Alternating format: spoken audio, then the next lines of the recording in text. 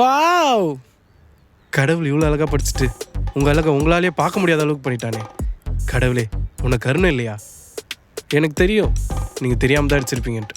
நான் உங்களை மன்னிச்சிட்டேன். Don't worry. கண்ணு தான் தெரியாதுன்னு நினச்சேன். காட், இப்படி காது கேட்காம பண்ணிட்டியே. நீங்கள் ஒன்றும் கவலைப்படாதீங்க, நான் உங்களை பத்திரமா கூட்டிட்டு. பார்த்து வர மாட்டேன் திண்டி. கண்ணை எங்கடா வச்சுட்டு போயிருந்தேன்?